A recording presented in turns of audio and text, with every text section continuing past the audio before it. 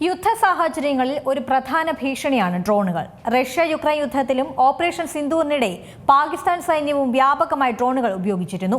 പാകിസ്ഥാൻ ഡ്രോണുകളെ ഇന്ത്യക്ക് കൃത്യമായി തകർക്കാനും കഴിഞ്ഞു. ഡ്രോണുകളെ പ്രതിരോധിക്കാൻ പുതിയ സംവിധാനവുമായി എത്തുകയാണ് ഇന്ത്യ. തദ്ദേശീയമായി വികസിപ്പിച്ച മൈക്രോ മിസൈൽ സംവിധാനമാണ് ഭാർഗവാസ്ത്ര. ഒഡീഷയിലെ ഗോപാൽപൂരിലെ സീവാർഡ് ഫയറിംഗ് റേഞ്ചിലാണ് പരീക്ഷണം നടത്തിയത്. കുറഞ്ഞ ചെലവിൽ ഡ്രോണുകളെ പ്രതിരോധിക്കാൻ കഴിയും.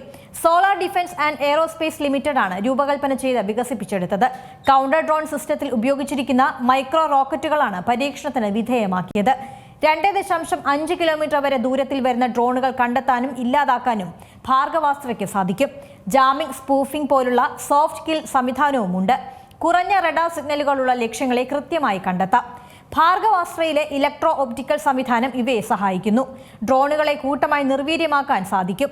സമുദ്രനിരപ്പിൽ നിന്ന് 5000 മീറ്റർ കൂടുതൽ ഉയരത്തിൽ ഇവയെ ഉപയോഗിക്കാം. വ്യത്യസ്ത പ്രദേശങ്ങൾ തടസ്സമില്ലാതെ ഉപയോഗിക്കാനാവുമെന്നതും പ്രത്യേകതയാണ്. ഏറ്റവും പുതിയ വാർത്തകളും വിശേഷങ്ങളും വിരൽ തുമ്പിലറിയാൻ സീ മലയാളം ന്യൂസ് എല്ലാ ഡിജിറ്റൽ പ്ലാറ്റ്ഫോമുകളിലും ലഭ്യം.